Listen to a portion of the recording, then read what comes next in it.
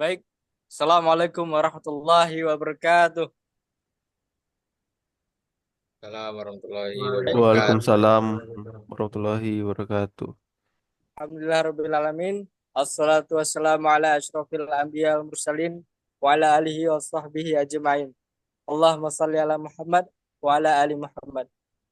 Baik, kami akan menyajikan materi nomor 4 tentang transformasi linear pada sinyal. Kami beranggotakan 4 orang. Yang pertama Muhammad Akbar Fadilah, yang kedua Muhammad Abdul Karim, yang ketiga Muhammad Rafi Aryasta, yang keempat saya Muhammad Sergi Zaira. Selanjutnya, apa itu transformasi linear akan disampaikan oleh saudara kami Muhammad Abdul Karim. Kepada Muhammad Abdul Karim kami persilahkan.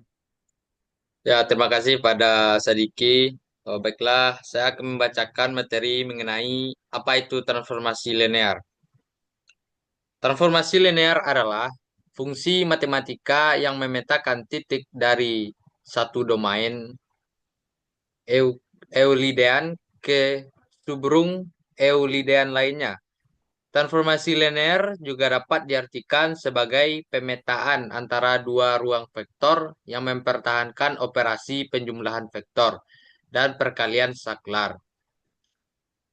Transformasi linear didefinisikan sebagai fungsi yang mempertahankan sifat aktivitas dan perkalian skalar sambil mempertahankan titik asal. Transformasi ini memetakan titik dari satu domain Euclidean ke subruang Euclidean lainnya. Dapat kita eh, dalam rumus yaitu T dari V ke domain waktu. Yang dimana T ini adalah transformasi, V adalah ruang vektor, dan W adalah ruangan vektor W. Selanjutnya yaitu peran matematika dalam pemrosesan sinyal.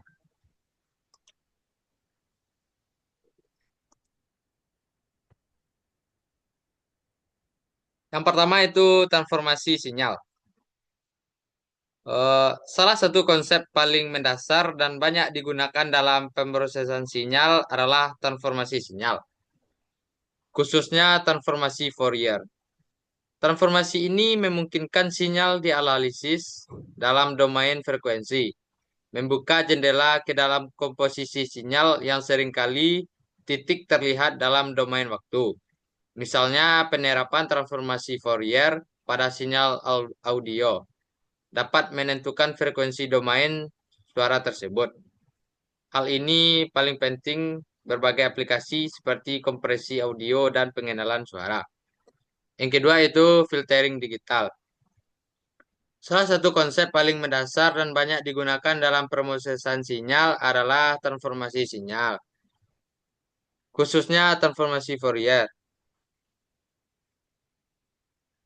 Filter adalah rangkaian yang dirancang untuk melewatkan sinyal frekuensi yang diinginkan, memblokir sinyal frekuensi yang tidak diinginkan, dan meminimalkan efek interferensi atau sinyal palsu lainnya pada sinyal frekuensi yang diinginkan. Filter dapat dibagi menjadi dua kategori. Yang pertama yaitu filter analog dan filter digital. Filter analog digunakan untuk memproses sinyal analog, sedangkan filter digital menggunakan teknik digital untuk memproses sinyal analog. Yang ketiga itu pengolahan citra medis. Penggunaan aljabar linear juga banyak digunakan dalam pencitraan medis. Dalam analisis citra medis, teknik pemrosesan sinyal seperti segmentasi yang mengidentifikasi struktur anatomi dan registrasi citra yang membandingkan citra dari waktu atau modalitas yang berbeda, sering menggunakan aljabar linear sebagai landasan matematika. Keuntungan utama pencitraan medis adalah memungkinkan pemeriksaan struktur anatomi internal secara mendetail dan non-invasif. Buat dan periksa model 3D anatomi yang Anda minati untuk meningkatkan hasil pasien, mengembangkan perangkat medis, dan sistem pemberian obat yang lebih baik, dan memberikan diagnosis yang lebih akurat. Dalam beberapa tahun terakhir, ini telah berkembang sebagai salah satu instrumen terpenting dalam kemajuan medis. Sekian materi dari saya kembalikan kepada moderator.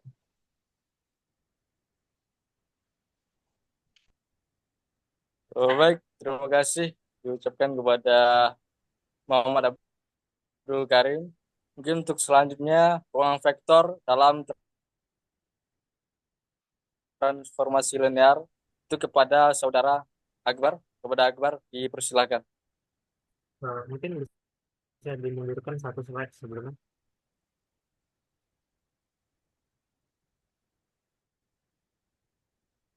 Sebelumnya.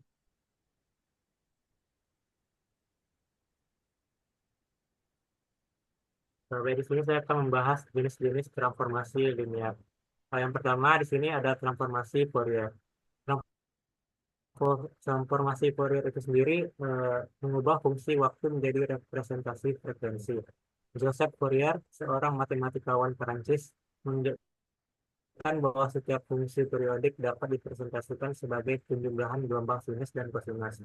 Dengan kata lain, transformasi ini memungkinkan kita untuk melihat frekuensi mana yang ada dalam sinyal tersebut. Fourier mendefinisikan transformasi sinyal dari kawasan waktu ke kawasan frekuensi dengan rumus F dalam kurung W sama dengan integral dalam batas tak hingga sampai minus tak hingga. Fp sama dengan eksponensial pangkat min joule Wt dt.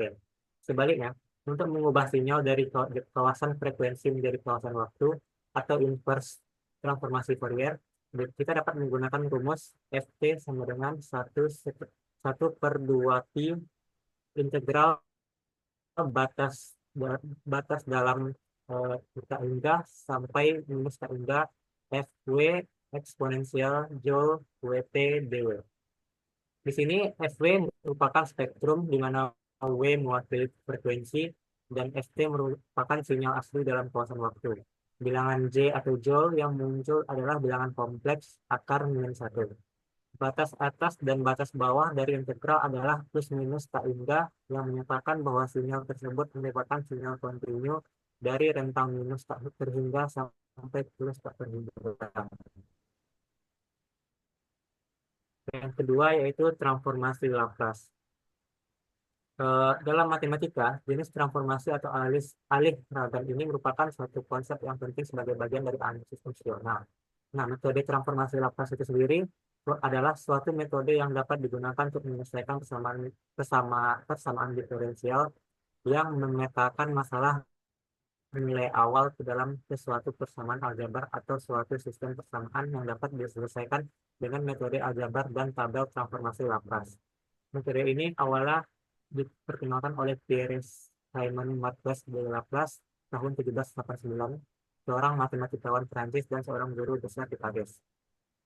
Transformasi Laplace ini dari suatu fungsi ft yang terdefinisi untuk semua nilai t real dengan t lebih dari sama dengan adalah fungsi fs yang didefinisikan sebagai fs sama dengan Laplace dalam kurung ft sama dengan integral batas dalam tak hingga sampai minus 0.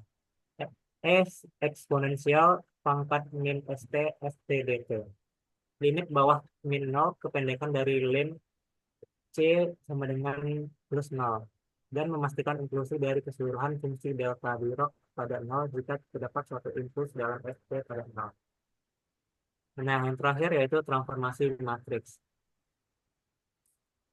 Analisis matriks memainkan peran kunci dalam pemrosesan sinyal dan komunikasi, terutama dalam memahami dan mengelola data sinyal yang kompleks. Matriks digunakan untuk representasi, transformasi, dan analisis sinyal dalam berbagai domain, termasuk frekuensi dan waktu. Contoh representasinya yaitu sinyal waktu dapat kita tulis sebagai sinyal X dalam kurung T yang dapat direpresentasikan sebagai vektor X dalam kurung X1, X2, sampai Xn tutup kurung pangkat T. Yang kedua yaitu citra. Sebuah citra grayscale dapat dipresentasikan sebagai matriks A, di mana setiap elemen A yaitu IJ menunjukkan intensitas piksel pada posisi IJ. Slide selanjutnya. Yang selanjutnya itu ruang vektor dalam transformasi linear. Dalam aljabar linear, proyeksi vektor ke subruang adalah bayangan ortogonal vektor tersebut ke subruang. Ini adalah titik terdekat di subruang terhadap vektor. Maksudnya adalah dalam pemrosesan sinyal ruang vektor, data berdimensi tinggi biasanya direpresentasikan sebagai vektor dalam ruang vektor linear berdimensi tinggi. Representasi ini memungkinkan penggunaan berbagai alat dan teknik matematika untuk menganalisis data secara efisien. Salah satunya yaitu dalam pemrosesan sinyal, ruang vektor adalah mengekstrak informasi penting dari data ini. Melibatkan penerapan berbagai metode penyaringan yang disesuaikan dengan karakteristik spesifik data. Dengan memproyeksikan data berdimensi tinggi ke seruang berdimensi yang lebih rendah, kita dapat mengekstrak fitur yang paling relevan dan mengurangi kompleksitas data sambil mempertahankan karakteristik pentingnya. Pemeriksaan sinyal ruang vektor seringkali melibatkan estimasi parameter penting dari data yang mendasari, seperti daya, frekuensi, dan fase parameter ini memberi wawasan berharga tentang perilaku dan dinamika data. Pemeriksaan sinyal seringkali melibatkan estimasi parameter penting berdata dan pemodelan autoregresif umumnya yang digunakan untuk estimasi daya, frekuensi, dan fase. Mungkin saya nggak masih sampaikan, saya kembalikan ke moderator.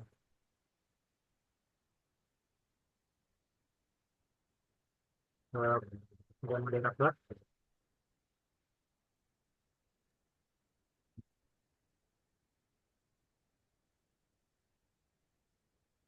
Baik, terima kasih kepada Akbar.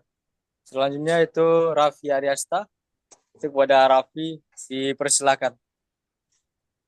Baik, perkenalkan nama saya Muhammad Feresta dengan NIM 2336437. Slide selanjutnya, moderator. Udah. Saya akan menjelaskan analisis sifat transformasi. Yang pertama yaitu injektif. Artinya satu ke satu. Setiap elemen domain dipetakan ke elemen kodomain yang unik. Dalam konteks transformasi sinyal, transformasi injektif memastikan bahwa tidak ada dua sinyal yang berbeda yang dipetakan ke sinyal output yang sama, sehingga informasi asli dapat dipertahankan tanpa kehilangan detail. Yang kedua, surjektif. Dalam kurung contoh. Setiap elemen dalam kodomain merupakan hasil dari setidaknya satu elemen domain. Dalam pemeriksaan sinyal, transformasi subjektif memastikan bahwa seluruh ruang sinyal output dapat dicapai melalui transformasi, memungkinkan fleksibilitas dalam representasi sinyal. Yang ketiga yaitu bijektif. Transformasi yang bersifat injektif dan subjektif sekaligus. Transformasi bijektif memastikan adanya korespondensi satu ke satu antara domain dan kodomain, memungkinkan transformasi balik atau inverse dilakukan tanpa kehilangan informasi yang penting untuk rekonstruksi sinyal asli dari sinyal yang telah ditransformasi.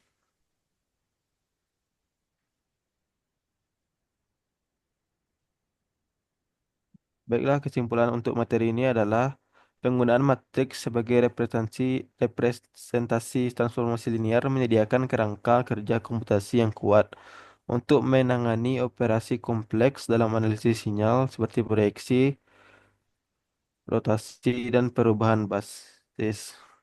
Penggunaan matriks sebagai representasi transformasi linear menyediakan kerangka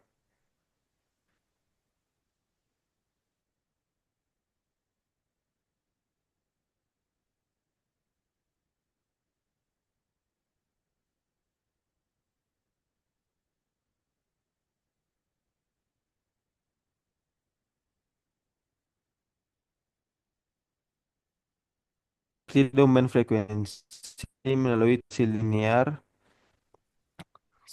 seperti transformasi Fourier. Secara keseluruhan, integrasi antara transform linear, ruang vektor, dan matrik memberikan landasan yang dapat diaplikasikan dalam pemrosesan sinyal digital, komunikasi, dan rekayasa sistem. Baiklah, saya kembalikan kepada moderator. Baik, terima kasih kepada seluruh anggota untuk membacakan presentasi.